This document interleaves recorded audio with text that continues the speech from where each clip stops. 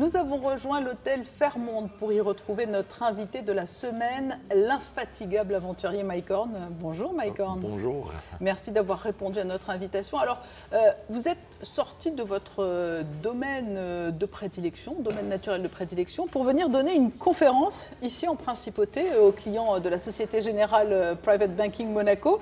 On vous demande comme ça régulièrement de venir donner des conférences? Oui, je ne fais pas souvent des conférences, mais de temps en temps, je décide de revenir à Monaco, où je suis parti en 2006 pour faire mon tour du monde en passant par les deux pôles. C'est toujours un plaisir.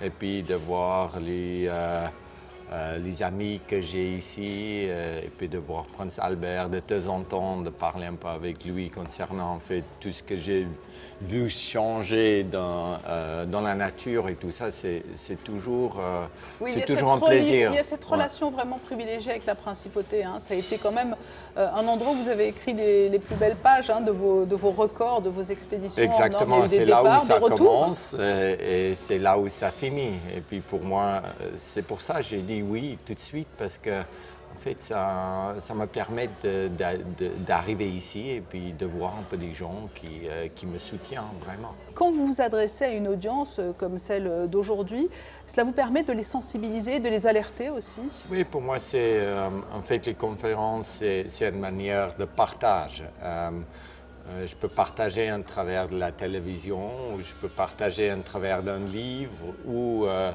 travers de mes conférences. C'est sûr que quand on parle en fait avec les gens, c'est là où on peut leur montrer un peu que notre terre il est un peu fragile, pour leur montrer un peu la vérité des choses qu'on retrouve en fait sur les terrains. Sur quel point particulièrement mettez-vous l'accent? Qu'est-ce que vous avez constaté? Dernièrement, j'ai traversé l'Antarctique. C'est une expédition qui n'a jamais été faite par avant. De traverser l'Antarctique sur la partie des plus large. C'était un rêve qu'on a eu, en fait, comme dans le monde d'exploration depuis 100 ans. Et puis, c'est aussi là où je vois actuellement ce qui se passe, en fait, sur les terrains. Et puis, des témoins de ça, je pense, et de ramener des photos et des films, les gens peuvent en même temps voir presque en temps réel comment ça se passe vraiment. Ce sont les stigmates du réchauffement climatique. Exactement. Moi, je pense qu'il ne faut pas qu'on exagère normalement pour tirer l'attention à ces sujets-là. Pour moi, c'est plutôt de montrer ce qui se passe vraiment réellement sur les terrains. Et puis les conférences, en fait, c'est aussi de partager une philosophie de vie, une manière de vivre. Moi, je suis aussi confronté à pas mal de problèmes et puis des challenges que tout le monde... Oui, les questions du dépassement de soi. Quels conseils vous prodiguez? Mais écoute, moi, je pense c'est... Pour nous, dans la vie, d'être heureux, c'est la chose heureuse ou heureux, je sais pas, j'ai oublié comment parler français, mais d'être content et heureux, c'est important. Et puis, je fais des choses que je fais aujourd'hui parce que ça me rend heureux. Et puis, en même temps, tu peux cohabiter, en fait, avec les autres sur notre planète. Et puis, de vraiment réaliser ses rêves, des petits rêves tout bêtes aussi, c'est aussi une manière de se sentir vivant et puis d'être vivant.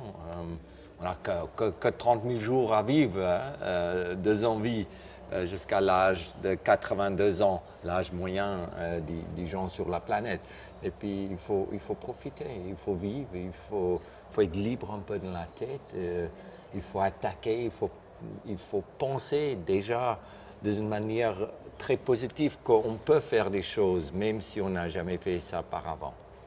Il y a les émissions télé, il y a les défis, les challenges que vous relevez, il y a ces conférences, il y a les multiples voyages.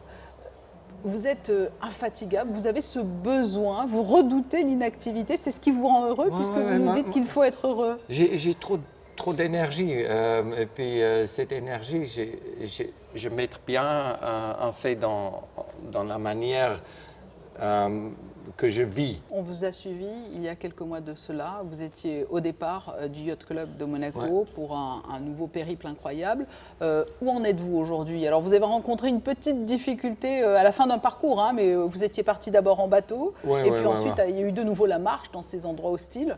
Écoute, là, j'ai traversé les pôles sud qui était pour moi peut-être le plus grand défi de ma vie. C'était c'était un rêve que j'ai eu depuis maintenant bien 20 ans. Quand j'ai eu 15 ans, je voulais traverser l'Antarctique. Et puis, c'était seulement 20-30 ans plus tard que j'arrivais de le faire. Et puis, pour moi, d'arriver vivant de l'autre côté, et tu es le seul blaireau sur la planète qui a traversé l'Antarctique, c'est formidable. C'est pour ça que j'aime bien continuer.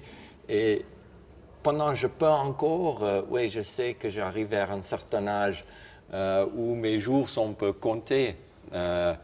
Comme un explorateur, peut-être après je peux faire quelque chose d'autre, mais où je veux encore faire 2 ou 3 petites choses. À ce moment, je suis à Hong Kong.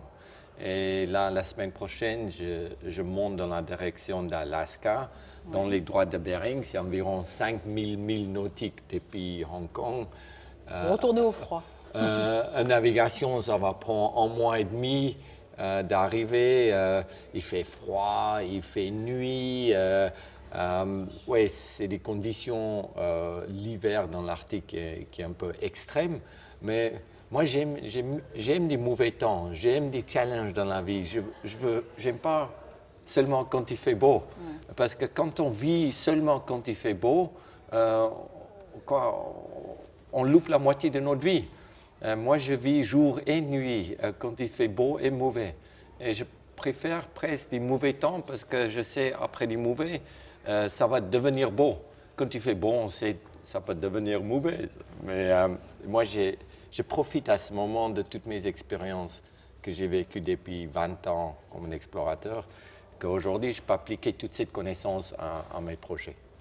Mike Horn, on est ravis de vous avoir retrouvé sur Monaco. Donc peut-être bientôt un nouvel exploit ou une arrivée en principauté. Oui. Normalement, si tout va bien, au mois d'octobre-novembre, je dois retourner au port, ici, en face du Yacht Club de Monaco. Il faut juste rester un peu vivant pour encore 6-7 mois. Et puis après, normalement, une fois que le pôle Nord est traversé, c'est vraiment là où je peux gentiment arriver en toute douceur ici à Monaco. Bon, alors prenez soin de vous. On vous attend à l'automne prochain en principauté. Merci de nous avoir accordé cet entretien. Et tout de suite, un petit coup d'œil sur les prévisions météo avant les magazines du jour.